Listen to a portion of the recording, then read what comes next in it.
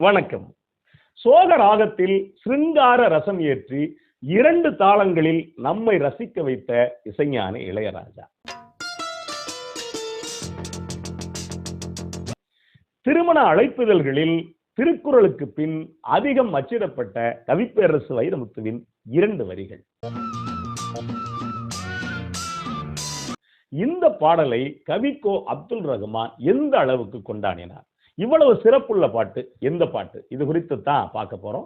1982 ஸ்ரீதர் இயக்கத்துல இசைஞானி இளையராஜாவுடைய இசையில கார்த்திக், சிஜி மற்றும் பலர் நடிச்சு வெளிவந்த திரைப்படம் நினைவெல்லாம் நித்யா. இந்த படத்துல எல்லா பாடல்களுமே தேன்.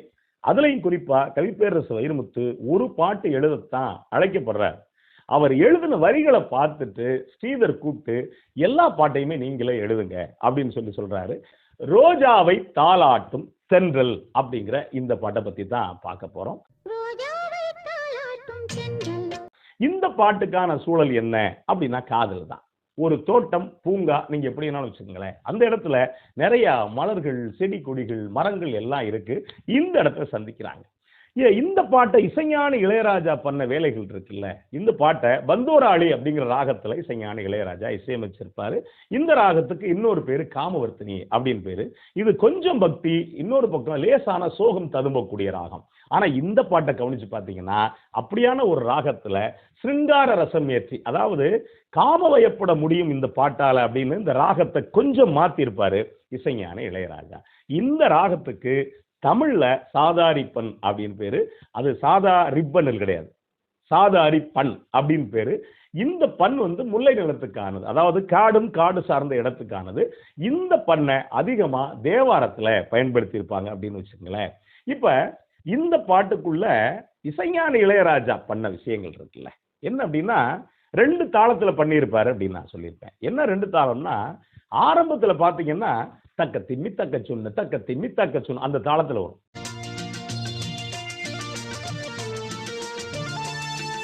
ஆனா கொஞ்சம் கொஞ்சமா ஜானகி அம்மா அவர் ஹம் பண்ணுவாங்க.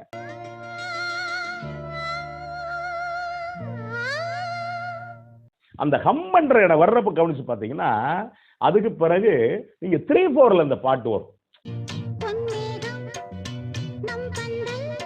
முதல்ல எடுக்கிறது மட்டும் ஒரு தாளத்தை பயன்படுத்திட்டு அப்புறம் பாட்டு முழுக்க இசைஞானி இளையராஜா வேற ஒரு இடத்துக்கு கொண்டு போய் பண்ணியிருப்பாரு. இன்னொன்னு இந்த பாட்டுக்குள்ள என்ன சிறப்பு அப்படின்னா, பெரும்பாலும் ஸ்ட்ரிங்ஸை நிறைய பயன்படுத்தி இருப்பார். அதாவது வயலின் சார்ந்த இசைக்கருவிகளை நிறைய பயன்படுத்தி இருப்பாரு. சரி, கவிஞர் என்ன பண்ணியிருப்பாரு இதுக்குள்ள அப்படின்னா, இந்த பாட்டு முழுக்க முழுக்க முதல்ல சொன்னேன் இல்லையா, ஒரு தோட்டம் அல்லது பூங்கா, மலர்கள், செடி கொடிகள், மரங்கள், கூடவே காதலர்கள்.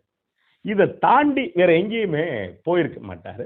அதுலயும் ரோஜாவை தாலாட்டும் தென்றல் முடிஞ்சு போச்சா. அடுத்து பொன்மேகம் நம் பந்தல் அப்படின்னு இருப்பாரு. ஏன், காதலர்களுடைய எல்லை அப்படிங்கிறது கணக்கு வழக்கு இல்லாதது. அந்த மேகம் தான் பந்தல், உன் கூந்தல் என் ஊஞ்சல், உன் வார்த்தை சங்கீதங்கள் அப்படின்னு இருப்பாரு.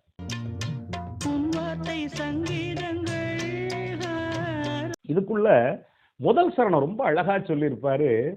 இலைகளில் காதல் கடிதம் வண்டு எழுதும் பூஞ்சோலை, இதழ்களில் மேனி முழுதும் இளமை வரையும் ஓர் கவிதை. இந்த இடத்தை நீங்க கற்பனை மட்டும் பண்ணி பாருங்க.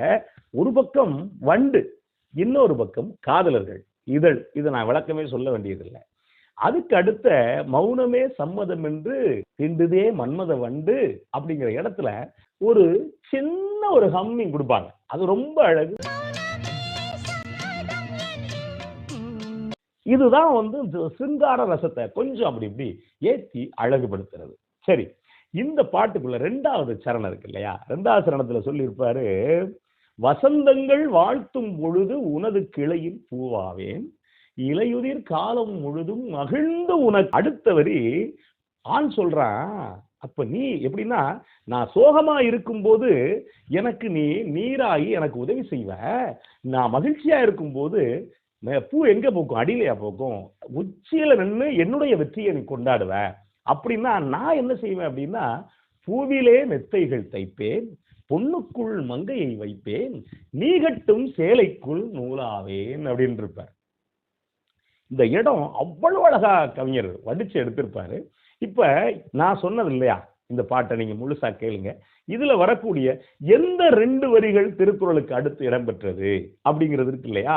திருமண அழைப்புதல் அச்சடிக்கிறப்ப எந்த திருக்குறள் அதிகம் பயன்படுத்துவாங்க அப்படின்னா, அன்பும் அறனும் உடைத்தாயின் இல்வாழ்க்கை பண்பும் பயனும் அது அப்படின்னு போட்டிருப்பாங்க. அதுக்கு பிறகு வசந்தங்கள் வாழ்த்தும் பொழுது உனது கிளையில் பூவாவேன், இளையுதிர் காலம் முழுதும் மகிழ்ந்து உனக்கு வேறாவேன் அப்படிங்கிற இந்த வரிகளைத்தான் நிறைய பேரு இன்னைக்கும் திருமண அழைப்புதல்ல அச்சடிச்சுக்கிட்டு இருக்காங்க.